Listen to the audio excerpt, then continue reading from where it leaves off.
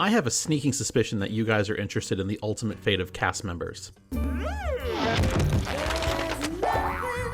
And since I am driven only by a selfless desire to satisfy your 90-day needs and not to juice my own view numbers, almost there, I'd like to bring you the second part of my ongoing series, 90 Day Fiancé, How Are They Still Here? The subject for today is Fernanda. You'll remember her from season 6 of the main series. Her American fiancé was Jonathan, a real estate agent from Lumberton, North Carolina. The spiciest drama from their season were the accusations on social media that she was 16 when she and Jonathan first met.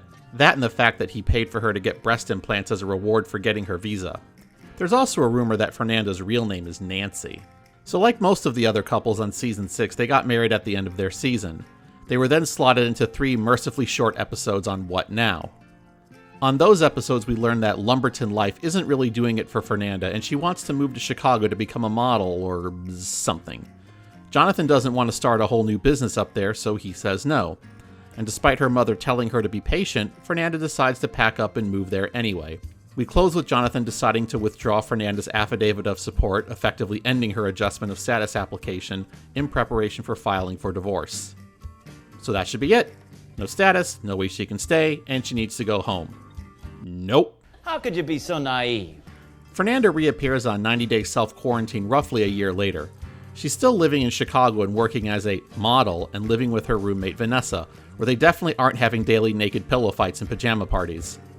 Anyway, twice in her segment she mentions needing to find a new man. We're for the sugar daddy! Who doesn't want any sugar? Listen, baby, there's 3.5 billion in the world. You'll get yours soon enough. If we squint and read between the lines, what we can infer from that is that Jonathan did indeed cancel her affidavit of support, and she is now living here illegally. Finding a new man is code, which really means finding a new means to stay in the US. The Chicago Tribune reported their divorce was finalized in March of 2020. We can infer that since malware-related lockdowns started soon after, there hasn't been much time for the government to take any kind of action against her.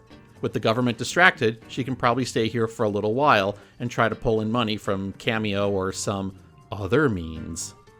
I don't believe she's actually doing any paid modeling work, since it's quite unlikely that she has any kind of employment authorization. I want to address some rumors I've seen pop up while we're here. Some people have claimed she either has a brother or an uncle in the US and that she's going to get status through one of those relationships.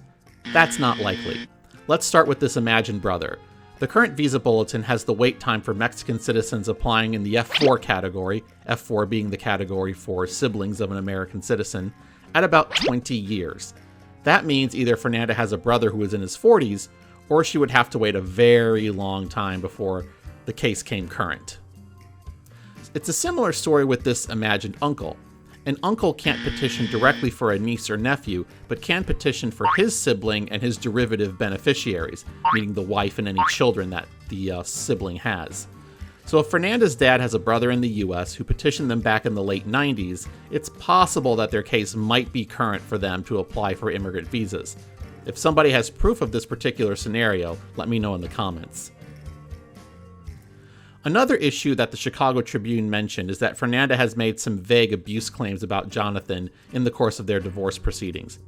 Now, I don't have access to any of the facts, but if I had to guess, I would say that she included these details in her divorce filings in order to mount a Violence Against Women Act claim so she can stay in the US, or at least use the many years that dealing with the case will require in order to find a new petitioner. In effect, a stalling tactic similar to what we all suspect Larissa is doing right now. I will stress again that this is just my guess. Anyone who has knowledge of the actual facts is free to reach out to me, either through the comments or through some other direct means. So, I hope you found this information useful. Stay tuned for the next episode of How Are They Still Here, where I will examine the case of Jay. Until then, Agent C out.